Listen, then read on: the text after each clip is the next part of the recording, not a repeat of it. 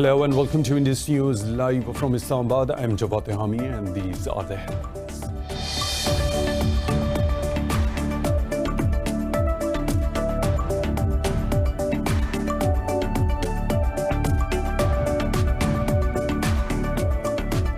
Pakistan's Foreign Minister Shah Mahmood Qureshi says India's wrong policies have led to its expulsion from Iran's Chabahar project. In a statement, Qureshi said India is spoiling relations with its neighbors due to a fascist Hindutva mindset.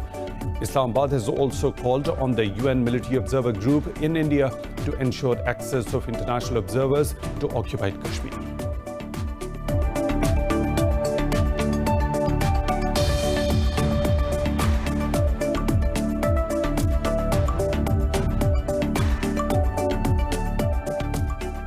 Brazil has reported a record new cases of COVID-19 as over 67,000 tested positive, while Argentina recorded 5,782 cases. The United States continues to be the worst hit with more than 3.9 million cases and over 143,000 deaths. In Pakistan, 32 more people lost their lives and 1,763 tested positive overnight. The death toll has risen to 5,709 and the cases have crossed 269,000. Globally, more than 622,000 people have died from the virus and over 15.1 million infected.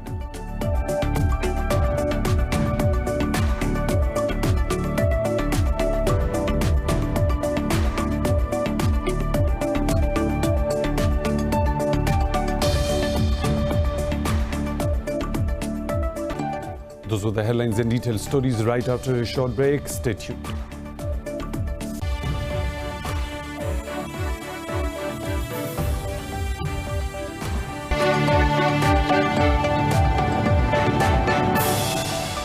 Welcome back, and now for the news in detail. Pakistan's Foreign Minister Shah Mahmood Qureshi says India's wrong policies have led to its expulsion from Iran's Chabahar project. In a statement, Qureshi said India is spoiling relations with its neighbors due to a fascist Hindutva mindset. Qureshi said he would brief UN General Assembly's President-elect Volkan Bozkır on Indian atrocities in Kashmir during his visit to Pakistan on Monday. He said the so-called impression of a shining India is over now, owing to Prime Minister Narendra Modi's policies of hatred and bias. The Foreign Minister said India is deliberately targeting the population across the line of control. He said Pakistan took foreign journalists to the LOC to witness the plight of residents living along the frontier. Islamabad has also called on the UN Military Observer Group in India to ensure access of international observers to occupied Kashmir.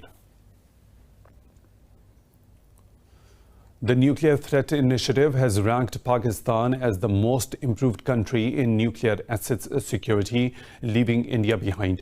In its 2020 Nuclear Security Index, the global monitor said Pakistan ranks 33rd, while India is in 38th place in terms of protection of nuclear facilities.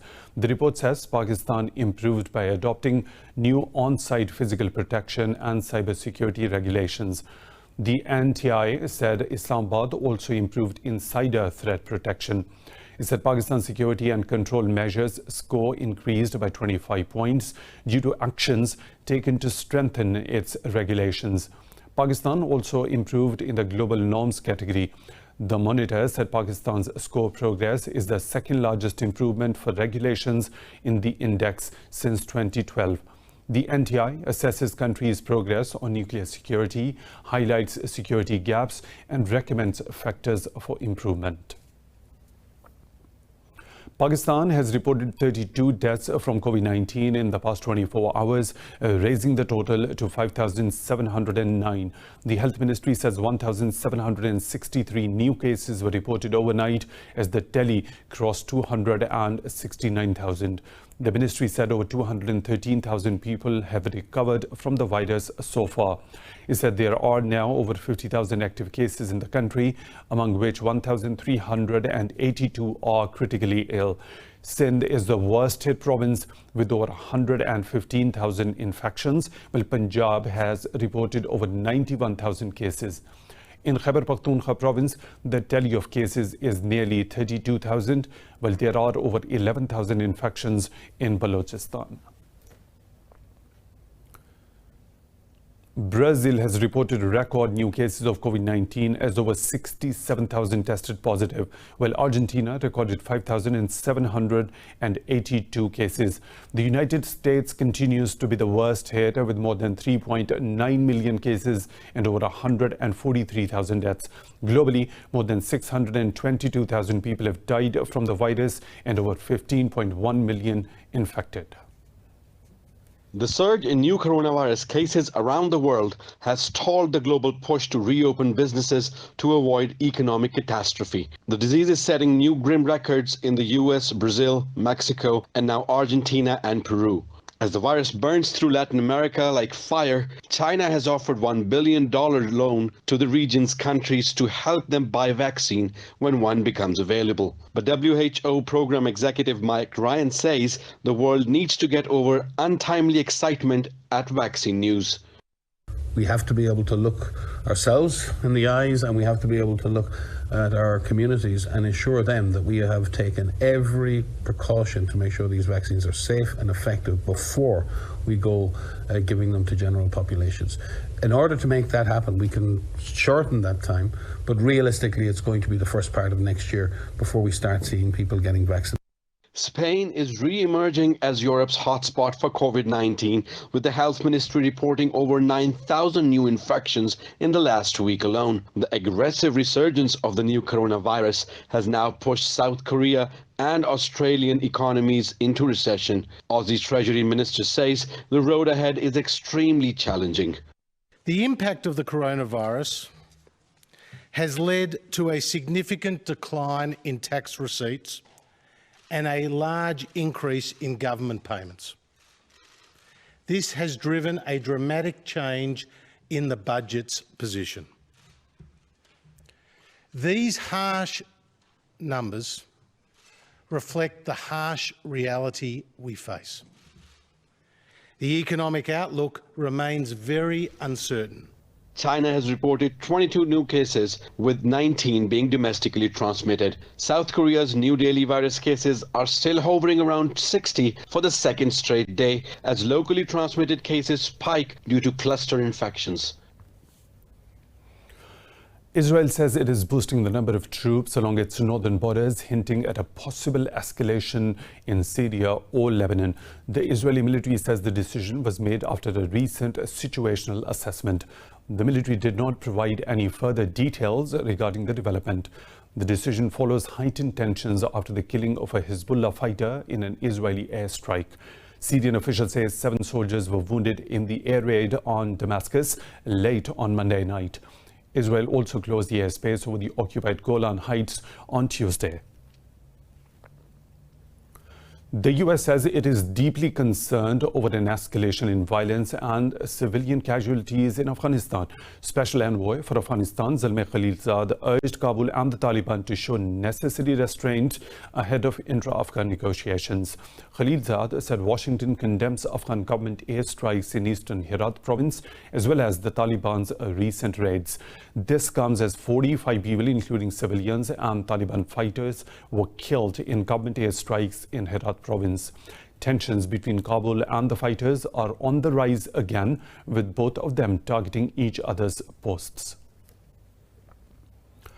China has lashed out at a new UK policy allowing Hong Kong residents to claim British citizenship. In a statement, Beijing's embassy in London says the policy violates international law and interferes with China's internal affairs.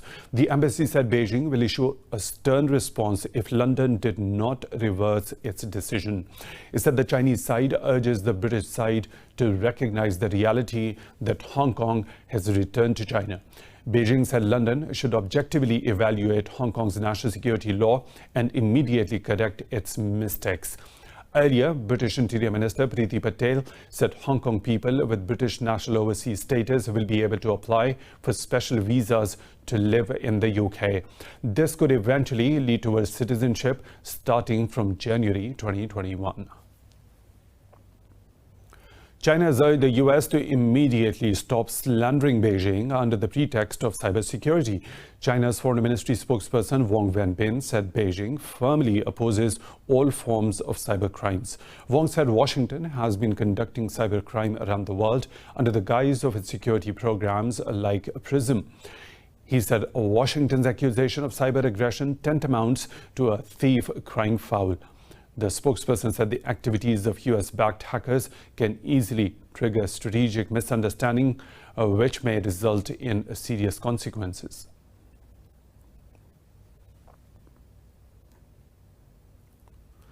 The US says it can still collaborate with China to tackle North Korea's development of weapons of mass destruction. US Deputy Secretary of State Stephen Biegun said Pyongyang's weapons program undermined both countries' shared strategic interests in the region.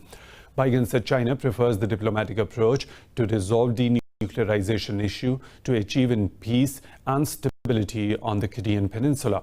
He said Beijing has already reduced trade with Pyongyang, but it can do more by enforcing binding sanctions to curtail Pyongyang's threat. The diplomat said despite ongoing bilateral tensions, Washington will continue to engage with Beijing over the issue. Iran says foreign states might have carried out cyber attacks on its facilities. Talking to media in Tehran, Foreign Ministry spokesperson Abbas Musavi said cyber attacks on the country are not a new thing. Musavi said forensic analyses have identified the groups or the governments behind these attacks. He said unless proven otherwise, the US would be the primary suspect for any cyber attack. The spokesperson said fires in forests, refineries and other locations have nothing to do with it and are common in summer. Berlin says Washington's threat of withdrawing 9,500 troops from Germany is a cause of concern for NATO. Defense Minister Annegret Kramp-Karrenbauer said the move will not damage the US-Germany relations but could fracture the alliance. Kramp-Karrenbauer said the withdrawal of the forces would be seen as a major change in American strategy. Last month, US President Donald Trump approved the withdrawal of more than a quarter of its troops from Germany. Trump took the step after accusing Berlin of not contributing 2% of the GDP to NATO's defense budget as mandated by a 2014 agreement. Boko Haram militants have killed 5 aid workers in Nigeria's northeastern state of Borno. In a statement, the human rights group Action Against Hunger said the militants had abducted the workers on 8th of June. Boko Haram circulated the video of the execution-style shooting on social media. In a footage, they warned locals against working for foreigners who they describe as infidels. Boko Haram has been leading violent warfare targeting civilians for more than a decade in the region. Turkey says one of its ships is set to carry out a seismic survey in the eastern Mediterranean. The move has escalated long-standing tensions with its NATO ally Greece. Greece accuses Turkey of attempting to encroach on its continental shelf. Ankara insists the eastern Mediterranean region where the ship will carry out the survey is part of Turkey's continental shelf. Tensions between the two countries revived after the Turkish Navy issued an advisory for seismic surveys in waters between the islands of Cyprus and Crete. Athens and Ankara are at odds over claims for hydrocarbon resources. The issue came into focus after Cyprus's attempt to explore for natural gas in the eastern Mediterranean, despite Turkish objections. Ukrainian forces and the self-proclaimed Donetsk People's Republic have reached a ceasefire agreement on the eastern border region of Donbass. After a virtual meeting of the Trilateral Contact Group, the DPR's foreign ministry said corresponding orders will come into force on July the 27th. The DPR also said all parties have agreed to ban the use of drones and positioning of heavy weapons in built-up areas to protect civilians. Ukraine's President Volodymyr Zelensky has hailed the pact, calling it the fruit of rigorous negotiations. The conflict between Ukrainian troops and Russian-backed rebels in Donetsk and Luhansk has killed over 13,000 people since 2014. It's time for a short break. We'll be back with more stories. Stay tuned.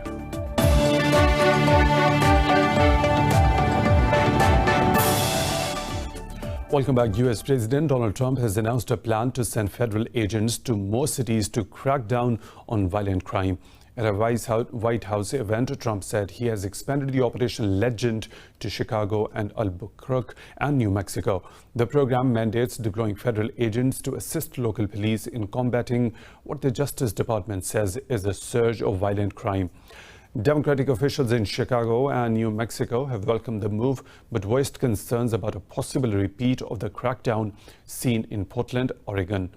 Trump said the measure will end the bloodshed. He urged the Americans to hold the radical left accountable, saying there is simply no substitute for the police. My administration will be working to remove dangerous offenders sprung loose by these deadly policies and, frankly, by these deadly politicians. America must be a sanctuary for law-abiding citizens, not criminal aliens. My vision for America's cities could not be more different from the lawlessness being pushed by the extreme radical left. While others want to defund, defame, and abolish the police, I want to support and honor our great police. In Syria, 2 civilians have been killed and 7 others wounded in a bomb attack in the northeastern part of the country. Security officials said a car bomb detonated near the local assembly building in the center of Ras Al Ain city near Turkish border. They said the PKK terror group may be behind the attack near Turkey's southern border. Ras Al Ain was liberated from militants last October as part of Turkey's Operation Peace Spring. But terrorists continue their attacks in Ras Al Ain and the nearby city of Tal Abyad despite pulling out of the areas. Sudan's government has appointed 18 civilian state governors as a key part of democratic transition after the ouster of Umar al-Bashir last year. Prime Minister Abdullah Hamdok says the civilian government ruling with the military is working to resolve errors in the trade balance. In a news conference, Hamdok said the appointments complete the structures of the transitional period. The transition government also appointed 2 women governors for the first time in the country's history. Hamdok said we wanted to preserve the balance with regard to women participation. This comes after protests in Darfur and other parts of civilian supremacy in the administrative sections. A wildfire in southern Greece has forced large-scale evacuations, burning houses and acres of forest land. Fire brigades said over 200 firefighters, along with 54 vehicles and 6 helicopters and 4 aircraft, are battling the blaze in Kechir's Gornet. Fire brigades evacuated the Athikia village and a nearby boarding school, as well as several other residential areas. Local media reported that 5 other fires continue to burn in the south of Greece and other parts of the country. No casualties have been reported so far. China has successfully launched an unmanned probe to Mars in its first independent mission to another planet. China's Long March 5Y4 carrier rocket blasted off with the probe from the Wancheng Space Launch Center on the southern island of Hainan. The probe is expected to reach Mars in February, when it will attempt to deploy a rover to explore the planet for 90 days. Beijing says the probe carries several scientific instruments to observe the planet's atmosphere and surface, searching for signs of water and ice. Christian Dior hosted a live audience-free fashion show in Italy's Lecce. On display was a dazzling celebration of folklore and a tabloid piece. Let's find out more about this unique show in this report.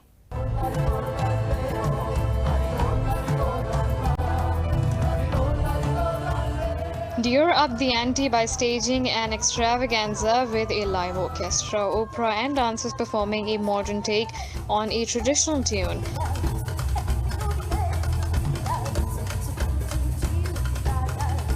The French brand arranged a cruise show to present its 2020 fall collection, celebrating the local crafts and traditions of Lecce city. Straddling across a gallery of lights, nestled amongst rich historic architecture and pivoted at the Dome of Harmony, the show was mesmerizing.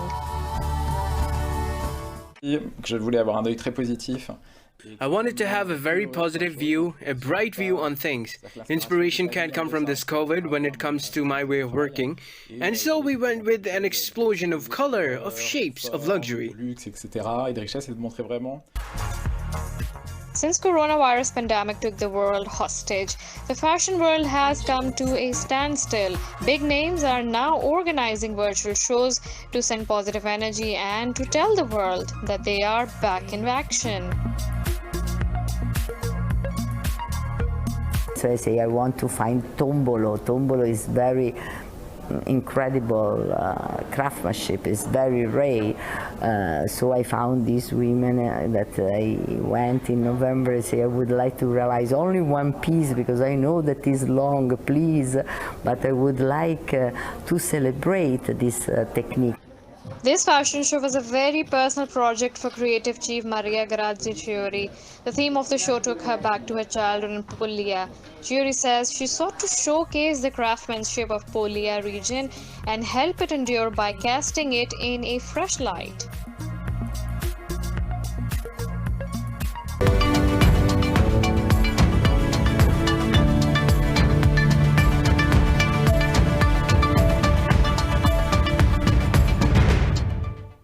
China's telecom company Huawei has asked a U.S. judge for access to evidence that prosecutors say is too sensitive to be shared. In a letter to the federal court, Huawei's lawyer Thomas Green said the government is yet to offer a reasonable justification for the allegations. Prosecutors have classified 21,000 pages of sensitive material to avoid the information falling into Beijing's hands. The smartphone maker is charged with violating the U.S. sanctions against Iran, and the legal fight over the evidence has been ongoing for a year. The company and its chief financial officer Meng Wanzhou have been fighting additional racketeering charges regarding intellectual property theft. South Korea has fallen into recession as its gross domestic product contracted by 2.9% in the second quarter, the steepest decline since 1998. Central bank data released today shows the pandemic hammered outbound shipments and private spending. Exports, which account for nearly 40% of economy, fell by 16.6% on quarter to mark the worst reading since 1963. The Bank of Korea is set to offer a revised growth outlook for the year on August 27. European stocks are trading fractionally higher as investors brushed off US-China tensions and focused on earnings reports from Unilever, Daimler and Publicis. The pan-European stock 600 has climbed 0.5% in early trade, with autos jumping over 2% lead gains. London's FTSE, Paris's CAC 40 and Frankfurt's DAX all gained over 0.5%. Early Asia-Pacific markets traded mixed as investors reacted to a 20-year record decline in Seoul's GDP. Mainland Chinese stocks, Seoul's Kospi fell, while Australia's ASX 200, Hong Kong's Hang Seng gained fractionally. Later today, the U.S. Labor Department will release its report on weekly jobless claims. The figures are likely to influence U.S. markets as they provide Wall Street with critical insight.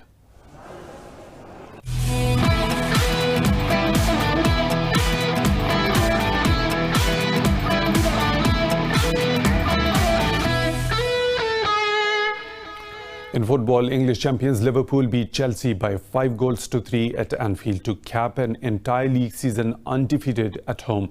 Injured Liverpool captain Jordan Henderson lifted the EPL trophy in a close ceremony after the match in front of an empty Kop. Reds raced into a 3-0 lead via goals from Naby Keita, Trent Alexander-Arnold and Jorginho Wijnaldum before Olivier Giroud pulled one back. Roberto Firmino restored the 3-goal cushion, but the victors rode back through Tammy Abraham and Christian Pulisic. Alex Oxlade-Chamberlain's strike 6 minutes from time put the result beyond any doubt as the champions moved on to 96 points. Chelsea now need a point against Wolverhampton Wanderers in their fixture to qualify next season's Champions League. Inter Milan were held to a scoreless draw by Fiorentina at the San Siro as leaders Juventus moved closer to a 9th successive Serie A title. The result means that Juventus can clinch the title by winning at Udinese later today. Both Inter and Atalanta have 3 games each to play, and the old lady holds a better head-to-head record as well as a game in hand.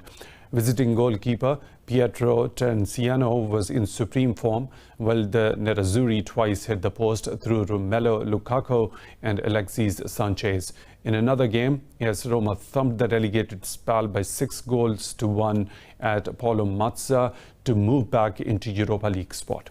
Elsewhere, Genoa beat Sampdoria by 3-1 and Brescia were relegated after a loss to Lecce by the same score, while Torino drew 1-1 versus Hellas Verona.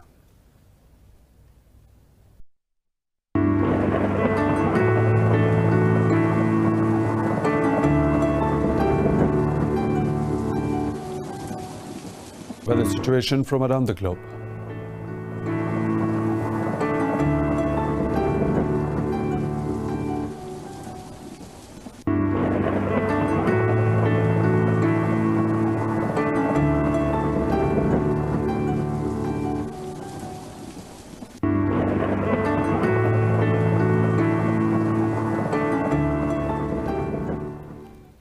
And that is all for now. For the latest updates, you can follow us on social media at Indus News.